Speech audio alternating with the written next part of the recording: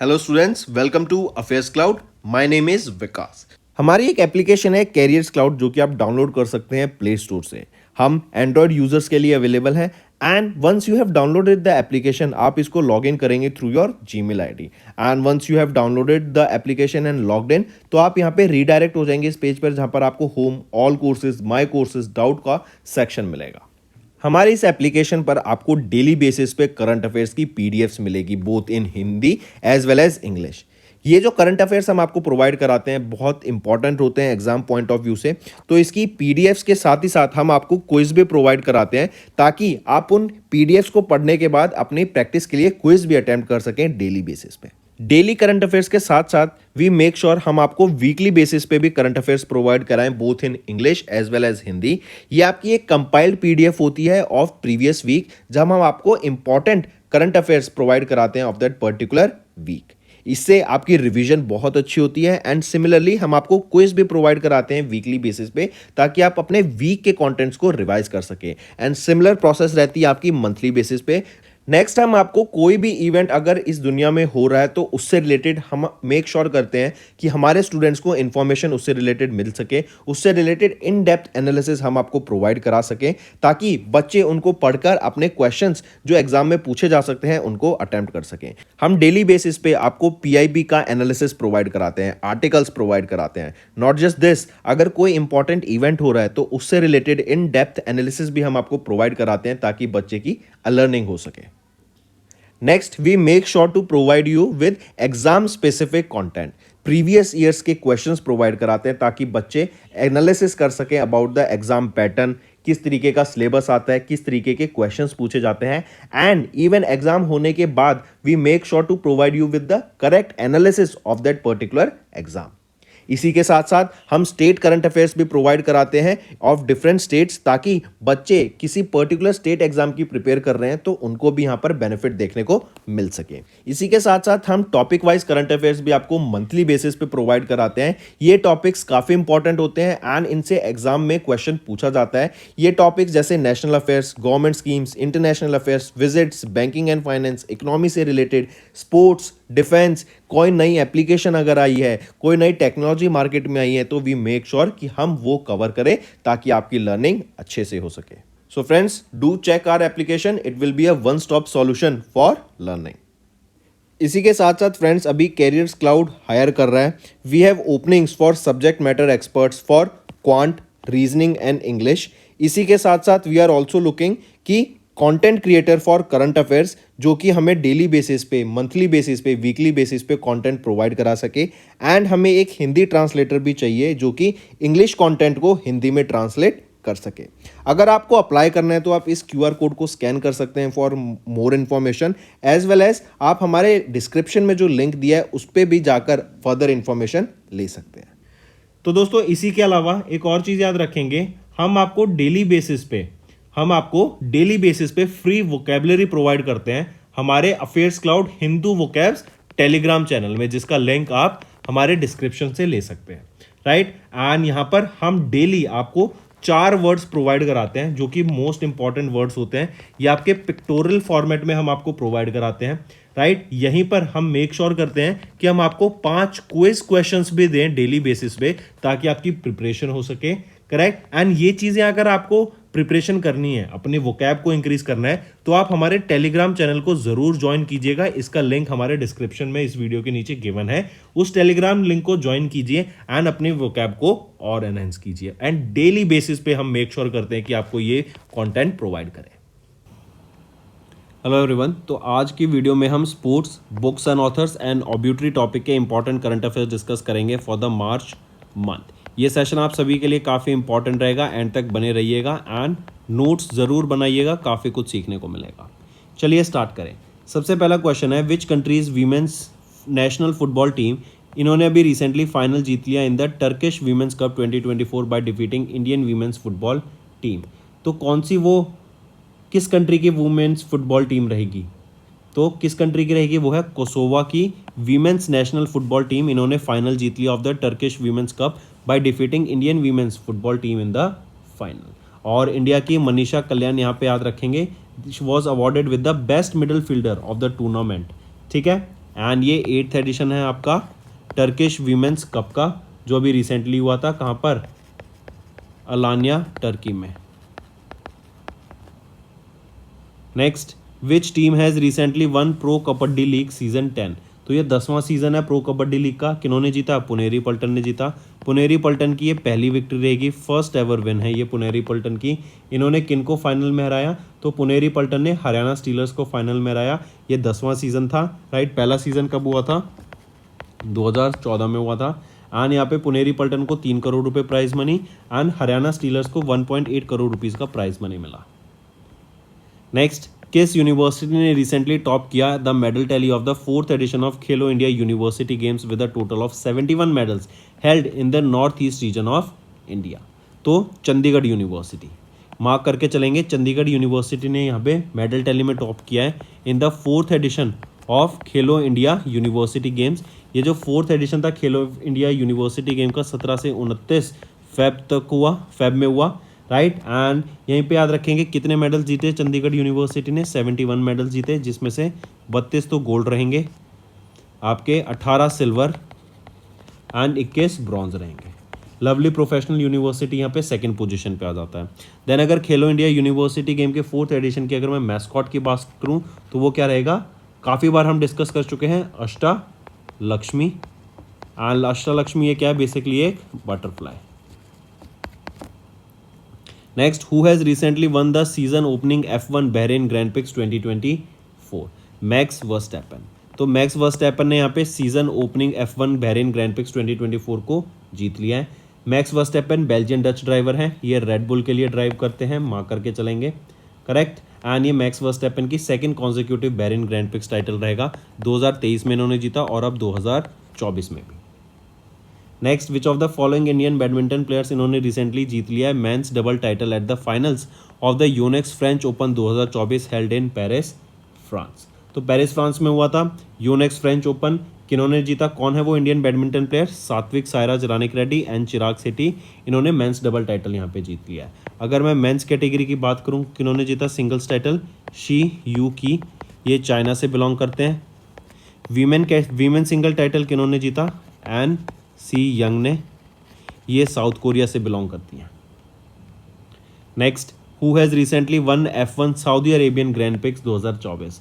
तो Saudi Arabian grand prix किन्होंने जीती? Max Verstappen ने जीती। अभी हमने देखा था बेल्जियन डच ड्राइवर है, रेड बुल के लिए ड्राइव करते हैं। सर्जियो परेज जो कि मैक्सिको से बिलोंग करते हैं, राइट। इनकी सेकंड पोजीशन रहेगी यहाँ पे सर्जियो परेज की। एंड चार्ल्स लेसलर की जो कि मोनाको से बिलोंग करते हैं, इनकी थर्ड पोजीशन रहेगी। मूविंग ऑन, किस टीम ने अभी जीता वीमेंस प्रीमियर लीग 2024 का title by defeating Delhi Capitals in March 2024? तो यहाँ पे कौन सी टीम ने जीता? तो वो रहेगी रॉयल चैलेंजर्स बैंगलोर की। जो वीमेंस प्रीमियर लीग हुआ था, तो किस टीम ने जीता है? रॉयल चैलेंजर्स बैंगलोर ने, राइट। और इनकी टीम को यहाँ पे 6 करोड़ रुपए का प्राइज मनी मिला। इन्होंने किन को हराया?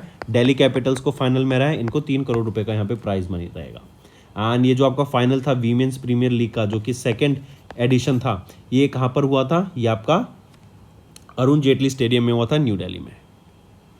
Next, which bank has recently partnered with Indian Olympic Association to become the official banking partner for team India for the Paris Olympic games?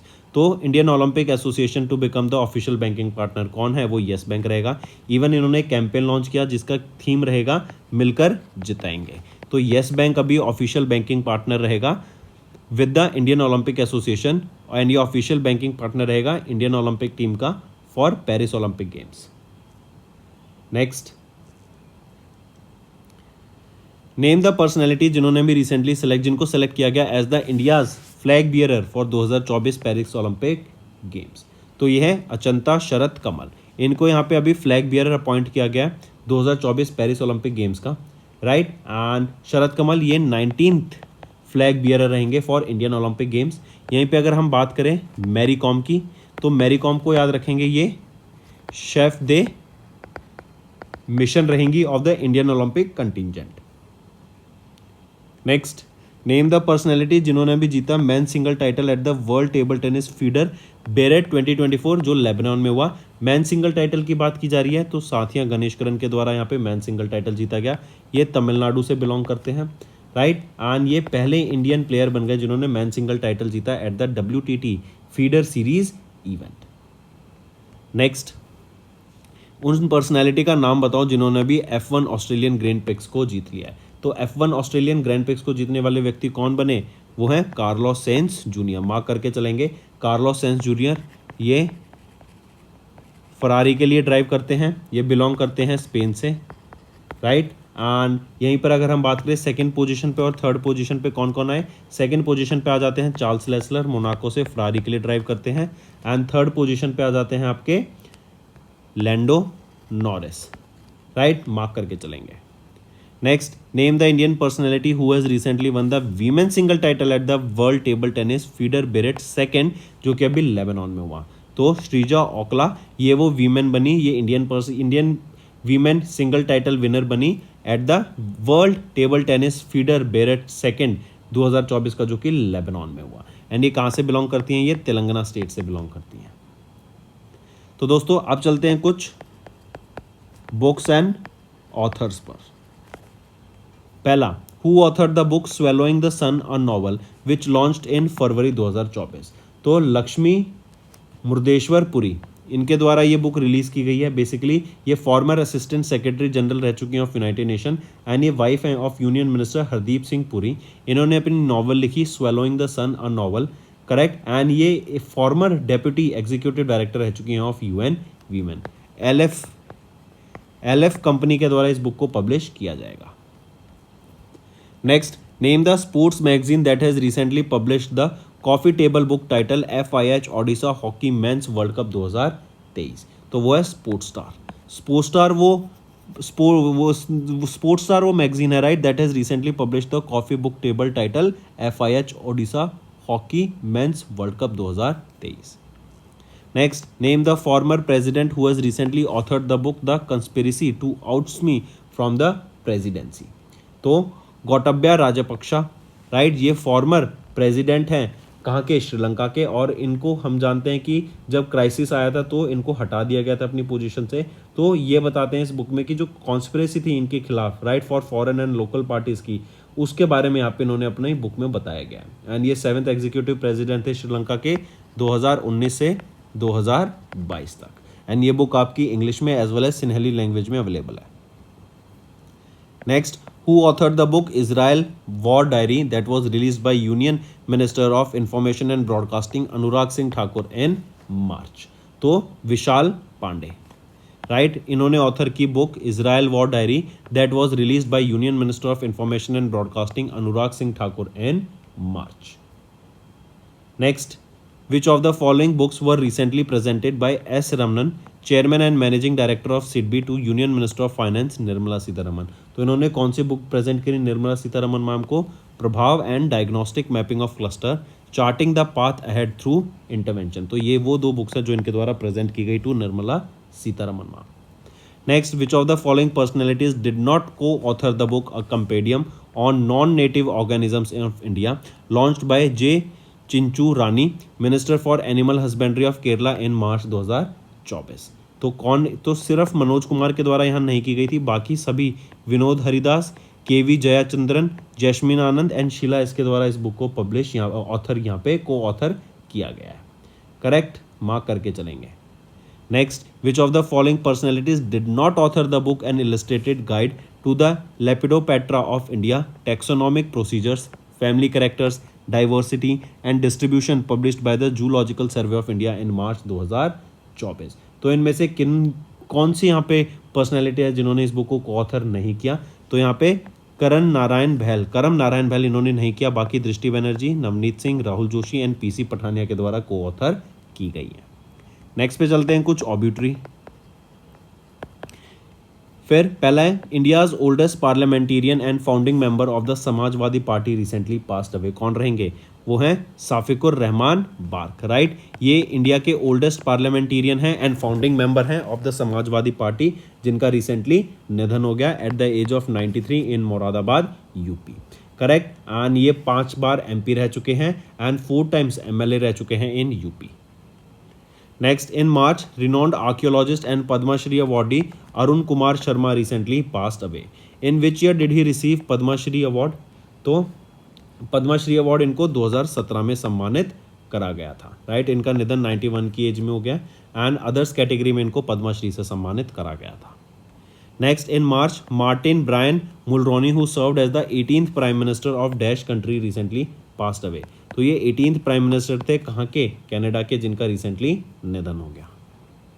Next, in March dash who served as the governor of Uttarakhand, UP and Mizoram.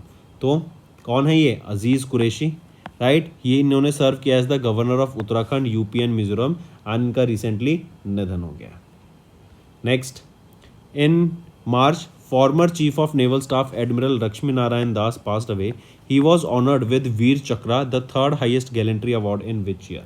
So chief of naval staff admiral Lakshmi Narayan Ramdas passed away, correct। in which year इनको सम्मानित किया गया था, वीर चक्र से। तो 1971 में इनको वीर चक्र से सम्मानित किया गया था। Vir Chakra third highest gallantry award है एंड इनको रेमन मैग्सेसे अवार्ड से भी सम्मानित किया गया था for peace and international understanding 2004 में। Next, renowned handloom artist and Padma Shri awardee Kapil Dev Prasad, इनका रिसेंटली निधन हो गया। पूछा जा रहा है इन्होंने रिसीव किया Padma Shri award for arts in which year. तो 2023 में इन्होंने रिसीव किया था Padma Shri award for arts. Next है a renowned Dutch American primatologist, ethologist and author dash passed away in March 2024। तो फ्रेंस दे वॉल, राइट। ये एक रिनोन्ड डच अमेरिकन प्रिमेटोलॉजिस्ट हैं, इथोलॉजिस्ट हैं एंड ऑथर है, जिनका रिसेंटली निधन हो गया इन मार्च 2024। 75 की एज में इनका निधन हो गया यहाँ पे। Next, in March Oscar winning British screen writer David Seidler passed away. He won the Academy Awards Oscar for the Best Original Screenplay for the film in 2021। तो फिल्म का नाम क्या रहेगा, वो है आपका the king's speech. Next, in March renowned Kannada writer and Sahitya Akademi award winner doctor Gurulinga Kapse, इनका निधन हो गया। इनको साहित्य अकेडमी अवार्ड से सम्मानित किया गया था फॉर हिज बुक ओंडू पटाडा काठे। ओंडू पटाठा काठे का मतलब क्या होता है, बेसिकली ये होता है आपका ओंडू पटाटा काडे, इसका मतलब होता है अ शॉर्ट स्टोरी। तो इनको साहित्य अकेडमी अवार्ड से कब, कौन से साल में सम्मानित किया गया था, तो इनको सम्मानित किया गया था 2021 में। नेक्स्ट, साइकोलॉजिस्ट डेनियल केमैन, इनको नोबेल प्राइज मिला in the field of economic sciences, किस साल में, 2002 में, और इनका रिसेंटली अभी निधन हो गया। Next, Louis Cameron Gossett junior, the first black man to win Oscar for the best actor in supporting role in 1983, इनका निधन हो गया।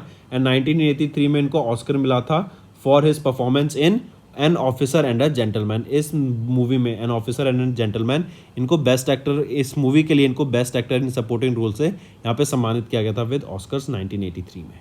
तो दोस्तों ये थे हमारे important current affairs for these important topics. अब चलते हैं कुछ रिवीजन पार्ट पर, जो कि आपकी लर्निंग में काफ़ी हेल्प करेगा।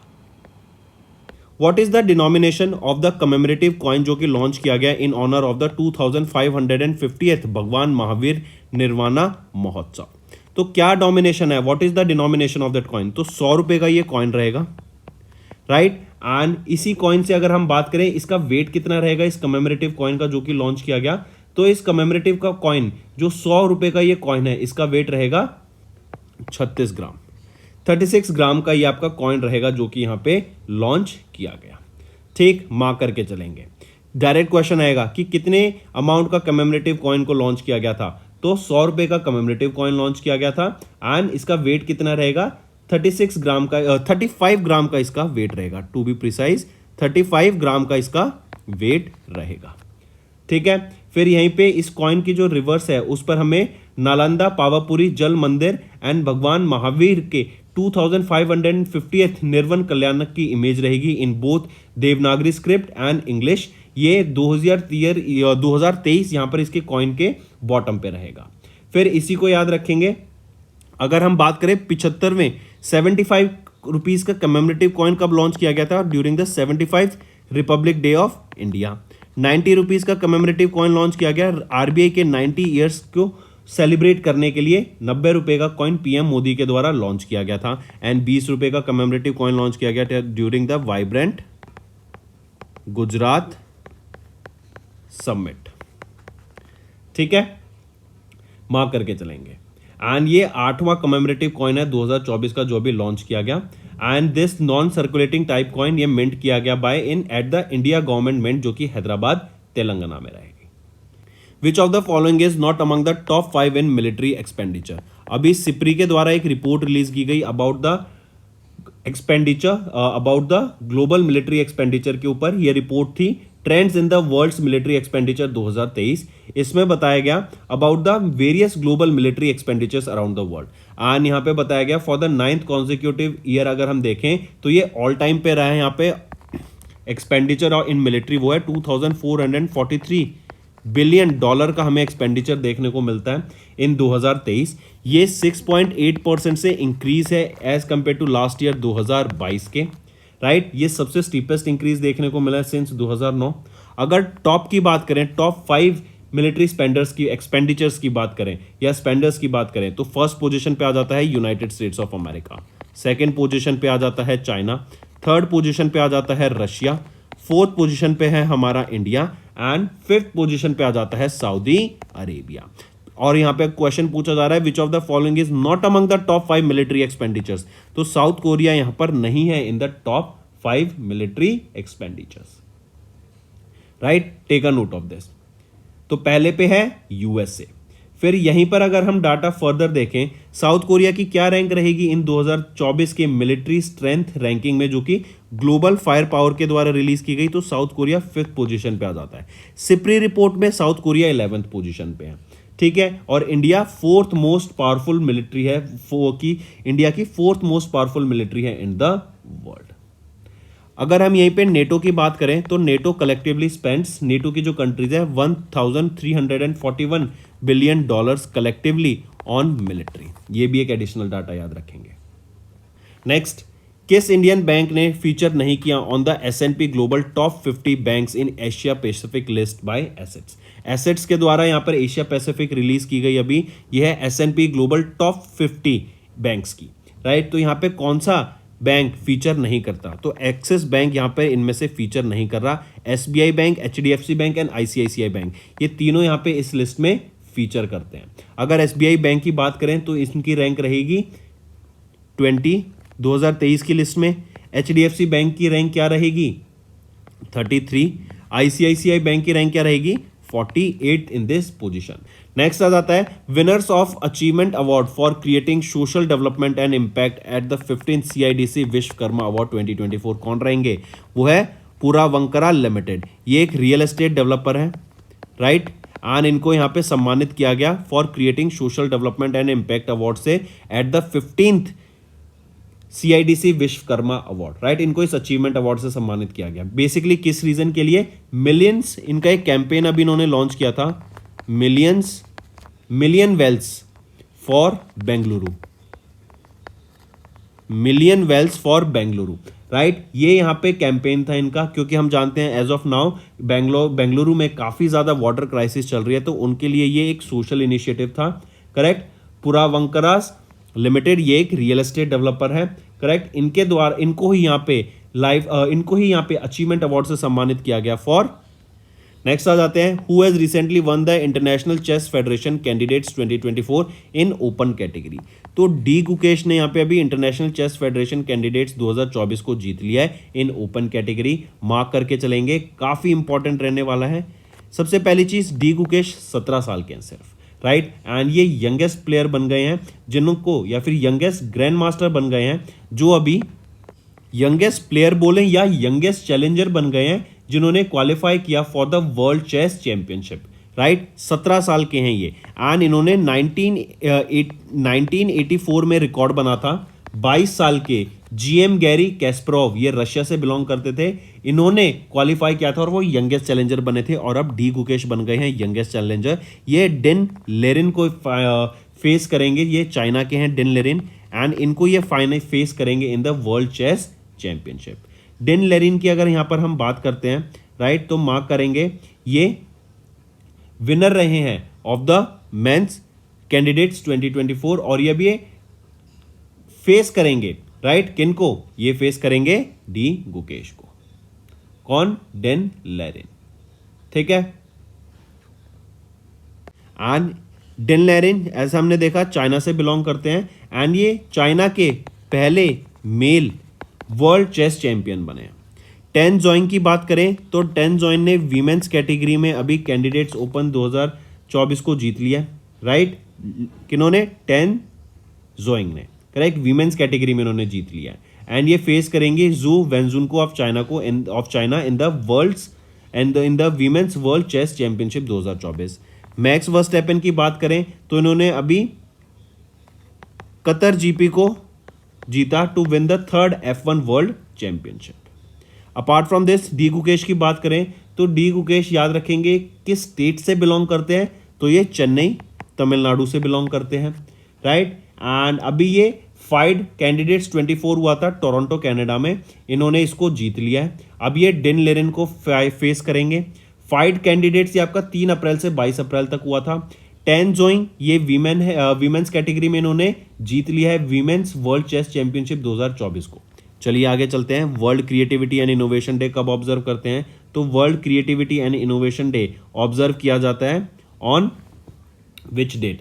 तो world creativity and innovation day हम 21 अप्रैल को ऑब्जर्व करते हैं। सबसे पहले तो ये मार्क करके चलेंगे। एंड जो क्रिएटिविटी है ह्यूमंस की, राइट, उसको ऑनर करने के लिए डे ऑब्जर्व किया जाता है। एंड इवन हम क्रिएटिविटी को ध्यान में रखते हुए जो 17 सस्टेनेबल डेवलपमेंट गोल्स है ना, उनको भी अचीव कर सकें, वो भी यहाँ पे माइंड में रहना चाहिए। अगर हम बात करें पहली बार ये डे कब ऑब्जर्व किया गया था, तो 2002 में ऑब्जर्व किया गया था। लेकिन पहला यूएन रिकॉग्नाइज डे कब ऑब्जर्व किया गया था? तो 2018 में पहला यूएन रिकॉग्नाइज डे ऑब्जर्व किया गया था 21 अप्रैल को। 5 अप्रैल की अगर हम बात करें तो international day of conscience observe किया जाता है। अगर 6 अप्रैल की बात करें तो international day of sports for development and peace, international day for sports development and peace. And 12 April को हम ऑब्जर्व करते हैं international day of human space flight, international day of human space flight. ठीक है, ये डे आप mark करके चलेंगे, यहीं पे याद रखेंगे। ये तो था world creativity and innovation day. That's all for the day friends. I hope you enjoyed the session and you can follow us on the YouTube channel as well as apart from YouTube channel you can go and follow us at Affairs Cloud Telegram channel. And if you have any queries related to the content or the of courses offered to you or the payment which you did on the application, you can contact us on the number provided, that is 7677333862. Apart from this friends, you can follow us on the Facebook as well as on Instagram handle, that is affairscloud_official. Also बच्चों, आप सब मेरा code विकास 10 use कर सकते हैं। ये आपको 10% extra discount देगा on all the courses that you will be purchasing हमारी एप्लीकेशन पे।